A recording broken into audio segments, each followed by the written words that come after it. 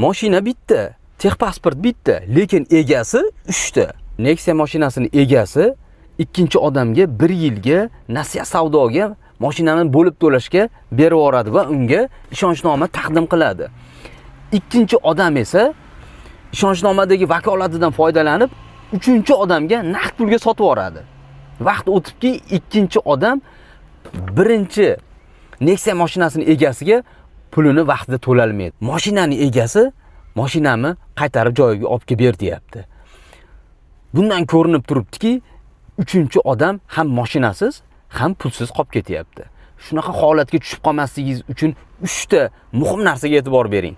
Mashinani hujjatiga, ikkinchisi mashinani kuzov qismiga, uchinchisi mashinani probegiga e'tibor bering yoki da sotib olsangiz tekshirtirib oling. Bugun 2026-yil 3-may Farg'ona mashina bozoriga kelganman. Mashinalardan syomka qilganman. Hafta davomida joylab boraman. Agar sizga sotiladigan mashina bo'lsa, bemalol menga aloqaga chiqishingiz mumkin. Nomerlarimni qoldiraman. Farg'ona Sadosi kanali orqali sotilish ehtimoli 80% gacha. Prosmotrlar mashinangizni siz qo'ygan narxga qarab 350 minggacha prosmotr. Farg'ona Sadosini kuzatib boring, shunaqa foydali ma'lumotlarni o'tkazib yubormang. Bizga obuna bo'lib qo'ying. Farg'onaliklar doimo poddeshkada.